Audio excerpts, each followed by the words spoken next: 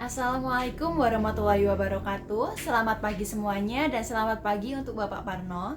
Sebelumnya, perkenalkan, nama saya Zahwa Bintang Alfania dan di sini saya akan mempresentasikan tugas saya yaitu Sistem, Lingkungan, Termodinamika, dan Bioteknologi.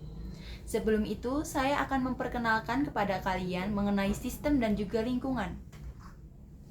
Di slide pertama dijelaskan bahwa dalam fisika, sistem adalah bagian dari alam semesta yang sedang diamati.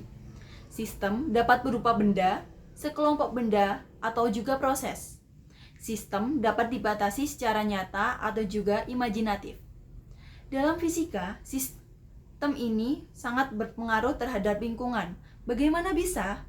Jadi, sistem adalah suatu kesatuan yang terdiri atas komponen atau elemen yang dihubungkan bersama untuk memudahkan aliran informasi, materi, atau juga energi untuk mencapai suatu tujuan. Sedangkan definisi dari lingkungan itu sendiri adalah lingkungan merupakan segala sesuatu di luar sistem.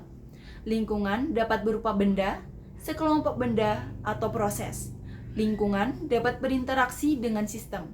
Jadi, lingkungan ini bisa berpengaruh terhadap operasi sistem, dalam artian lain bisa merugikan atau juga menguntungkan sistem itu sendiri.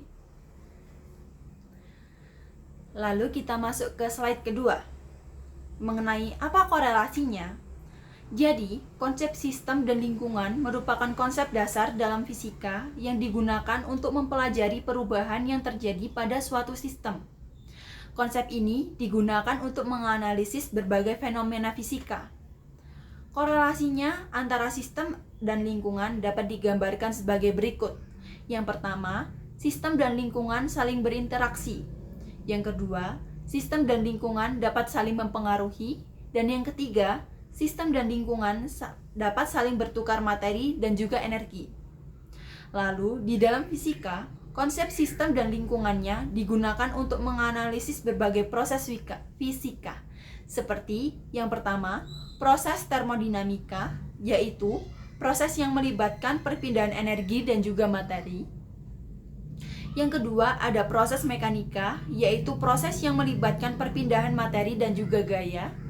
Ketiga, proses elektromagnetik, yaitu proses yang melibatkan perpindahan energi elektromagnetik. Dan yang keempat, ada proses nuklir, yaitu proses yang melibatkan inti atom.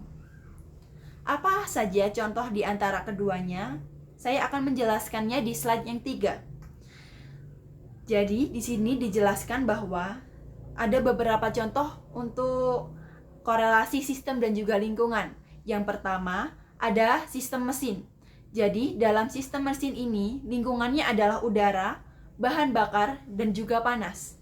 Udara dapat menyebabkan mesin mengalami gesekan, dan bahan bakar dapat menyebabkan mesin bekerja, dan yang terakhir, panas dapat menyebabkan mesin menjadi lebih efisien. Contoh kedua, dalam sistem sel hidup, lingkungannya adalah air, makanan, dan oksigen. Air dapat membantu sel untuk melangsungkan kehidupannya, makanan dapat menyediakan energi bagi sel, dan yang terakhir, oksigen dapat membantu sel untuk bernafas. Dan contoh terakhir ada sistem bumi. Lingkungannya adalah matahari, bulan, dan planet. Jadi, matahari memberikan energi bagi bumi, bulan mempengaruhi pasang surut air laut dalam bumi, dan planet-planet yang lainnya mempengaruhi iklim bumi. Di sini saya akan menjelaskan mengapa sistem dan lingkungannya menjadi penting. Jadi, di sini diterangkan bahwa konsep ini dapat membantu kita untuk memahami hubungan antara suatu objek atau fenomena dengan lingkungannya. Yang kedua, konsep ini dapat membantu kita untuk memprediksi bagaimana suatu objek atau fenomena akan berubah seiring waktu. Dan yang terakhir, konsep ini dapat membantu kita untuk merancang suatu sistem yang lebih efisien dan efektif. Jadi, konsep sistem dan lingkungannya penting karena konsep ini memberikan cara pandang yang sistematis untuk menganalisis suatu objek atau fenomena. Dengan memahami konsep ini, kita dapat lebih memahami bagaimana suatu fenomena fisika bekerja dan bagaimana kita dapat memanfaatkannya untuk kepentingan manusia. Nah, Karena tadi disinggung sedikit mengenai termodinamika, jadi di sini saya akan menjelaskan mengenai apa itu termodinamika.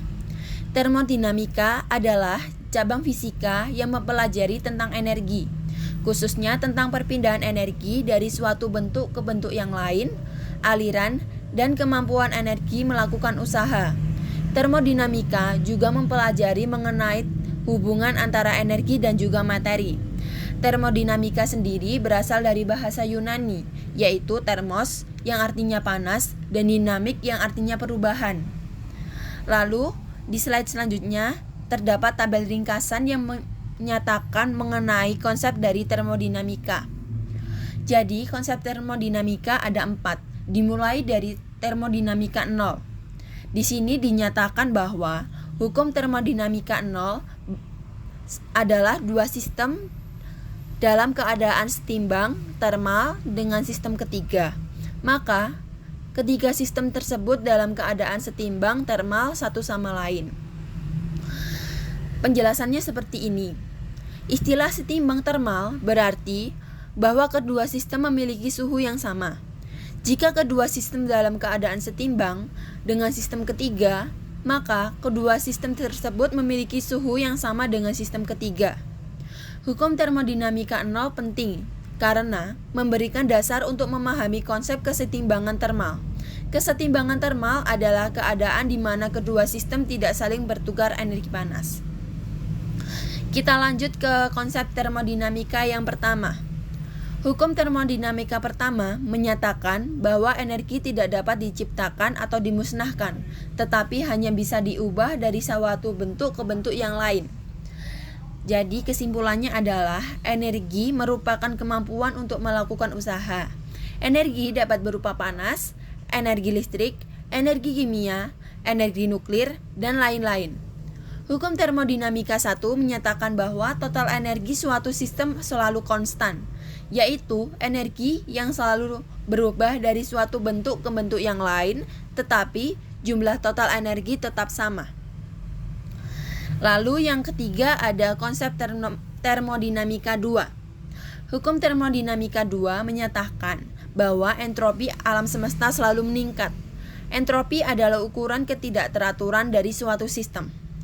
Penjelasannya, entropi adalah ukuran ketidakteraturan suatu sistem. Semakin tinggi entropi suatu sistem, maka semakin tidak teratur sistem tersebut.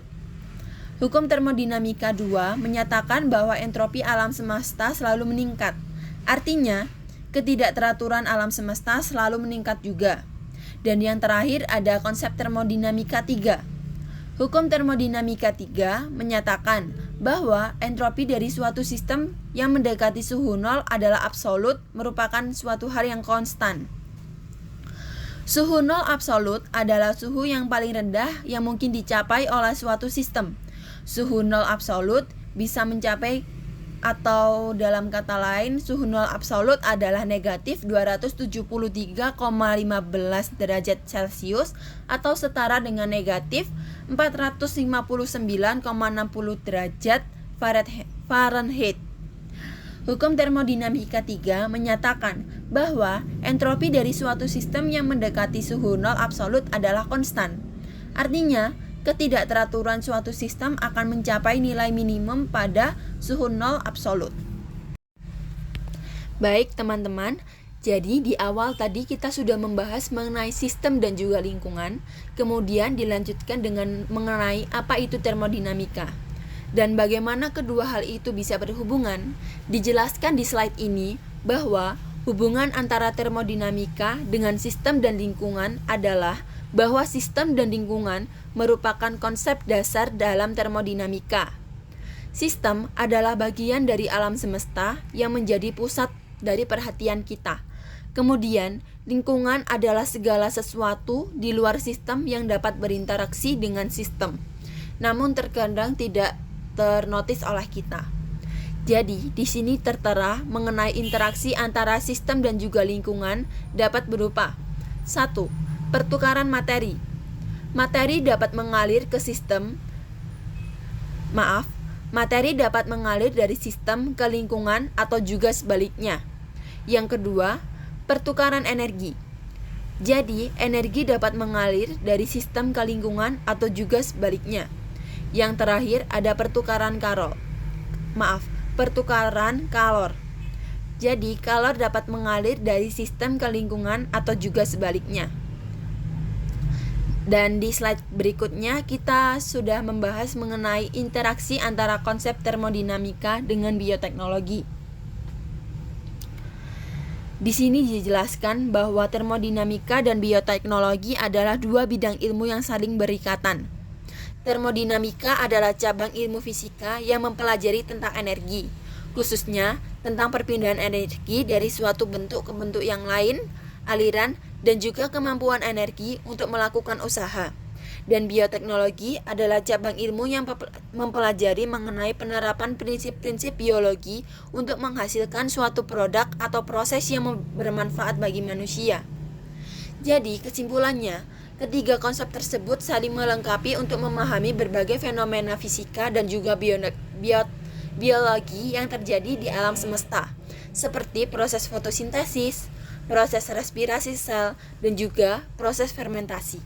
Di sini saya akan menjelaskan beberapa penerapan dari termodinamika terhadap bioteknologi.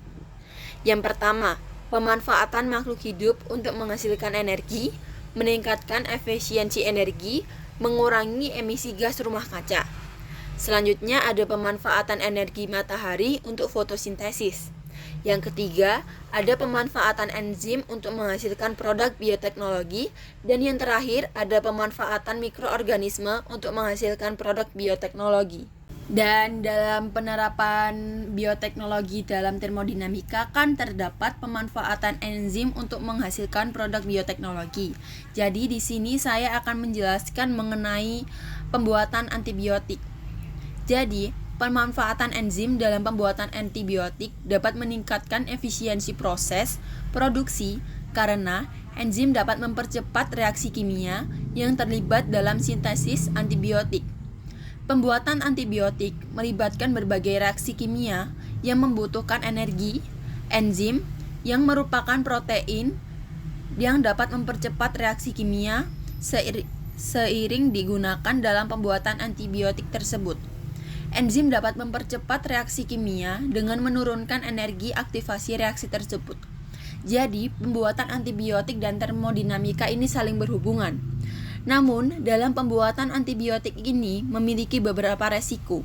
Salah satunya adalah kontaminasi proses pembuatan antibiotik yang rentan terkontaminasi oleh mikroorganisme lain. Dan di sini saya memberikan solusi yang dapat digunakan, yaitu prosedur sterilisasi. Prosedur sterilisasi harus dilakukan secara ketat untuk membunuh semua mikroorganisme yang ada di dalam peralatan, fasilitas, dan juga bahan baku antibiotik. Solusi tambahan yang diberikan adalah teknologi deteksi gas atau uap menggunakan sensor gas berbasis logam, oksida, semikonduktor, atau sering disebut MOX.